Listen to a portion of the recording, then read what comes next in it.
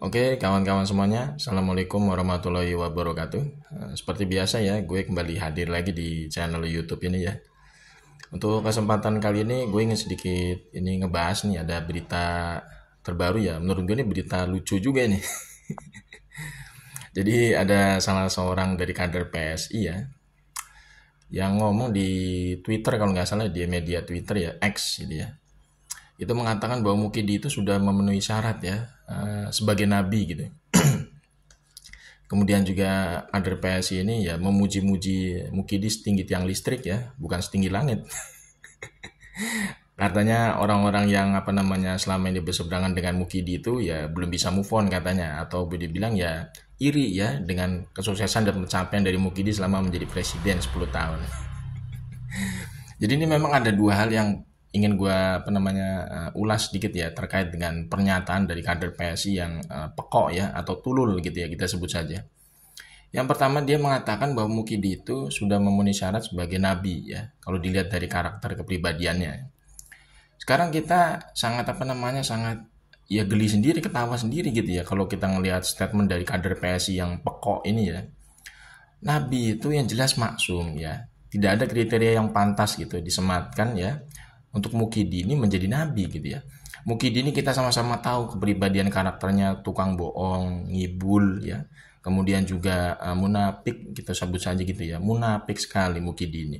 Kemudian bermuka dua ya, kemudian juga suka mengingkari janji ya. Kemudian tidak amanah ketika diberikan jabatan ya, ketika Mukidi ini diberikan kekuasaan gitu ya, ternyata merubah aturan undang-undang konstitusi untuk apa? Untuk kepentingan dirinya dan keluarganya. Jadi tidak ada yang namanya sifat-sifat kenabian ya, karakter-karakter kenabian ya yang ibaratnya pantas atau layak ya disematkan kepada Mukidi pekok ini gitu. Kalau Nabi Muhammad contohnya ya, Nabi Muhammad itu kita sama-sama tahu ada 4 ya karakter kepribadian dari Nabi Muhammad yang pasti dimiliki oleh semua nabi tentunya. Yang pertama itu sidik, jujur gitu kan ya, amanah, bisa dipercaya, kemudian tablik, berani menyampaikan kebenaran gitu ya. Kemudian yang terakhir adalah fatona, cerdas gitu ya. Jadi Mukidi ini tidak masuk kriteria itu sama sekali. Mukidi itu pekok, tulul ya. Mukidi itu berkhianat ya sebagai penguasa karena dia menjual segala macam aset negara mulai dari pulau, laut, tanah ya, semuanya sampai dijual. Ada yang dipagerin tuh laut di wilayah Tangerang, Banten. Kemudian juga tambang nikel katanya itu dikeruk semua ya. Ada kapal yang katanya namanya punya Jokowi Makam ya, dan Dewi Riana itu. Ini sangat mengerikan gitu ya. Kemudian juga Mukidi ini boro-boro menyampaikan kebenaran, justru malah dia itu membungkam kebenaran ketika berkuasa menjadi penguasa ya. Banyak sekali ya syiar-syiar Islam itu ya. Itu yang semacam diidentikan menjadi sesuatu yang sangat ngeri gitu ya. Jadi kayak ada semacam ya sesuatu agenda besar gitu ya ketika Mukidi berkuasa ini. Dia anti sama yang namanya syiar-syiar Islam gitu kan ya. Bagaimana mungkin ya orang seperti ini ya dikatakan memiliki ya dibilang dalam tanda kutip ya soalnya tuh kayak sifat-sifat kenabian melekat sama dia. Ya gue sendiri ketawa gitu ngelihat kader PSI ya bikin postingan di Twitternya itu kayak begitu, lucu juga gitu ya. Dan yang paling sangat-sangat mengenaskan di sini adalah Mukidi ini ya, ini jelas-jelas ya kita sama-sama tahu memiliki karakter yang sangat identik ya, bahkan otentik ya. Karakter yang Mukidi ini sangat otentik, bukan identik lagi, otentik dengan kemunafikan gitu ya. Karena Mukidi ini sama-sama kita lihat ya antara ucapan dan perbuatannya itu nggak nyambung ya. jadi ucapannya A, kenyataannya B ya. Ucapannya B, kenyataannya C gitu ya. Ya itu sifat orang munafik kayak begitu. Jadi tidak ada yang namanya keselarasan atau konsistensi ketika berbicara dengan berbuat sesuatu gitu ya. Dan ini yang menurut gue sangat berbahaya ya, orang seperti Mukidi ini kalau masih bebas dari jeratan hukum dengan segala macam kejahatan dan kebobrokan yang sudah dia ciptakan selama berkuasa 10 tahun jadi presiden.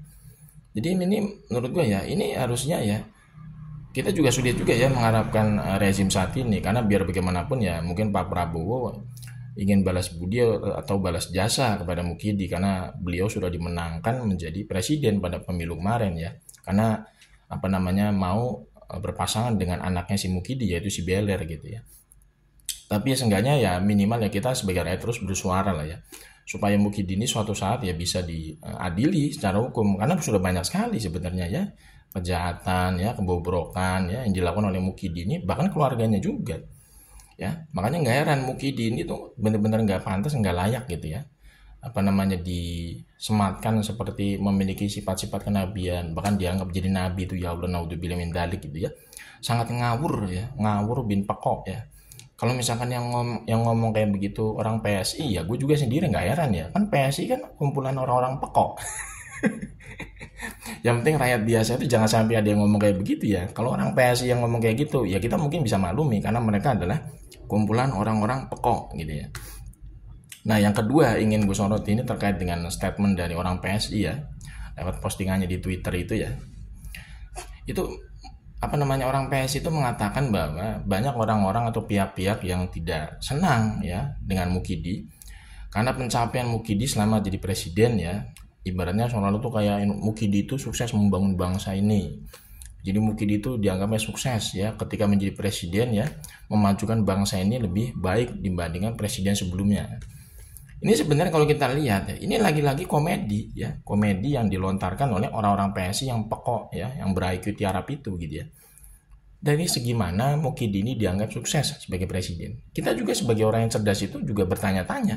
Contoh, indikator ya, kalau misalkan Mukidi dianggap sukses, nggak mungkin lah ya IPK, indeks prestasi korupsi kita itu anjlok dari 40 ke 34. Bahkan mungkin sekarang IPK kita terkait korupsi itu mungkin tambah melorot lagi gitu ya, karena warisan buruk dari Mukidi terkait KKN-nya gitu ya.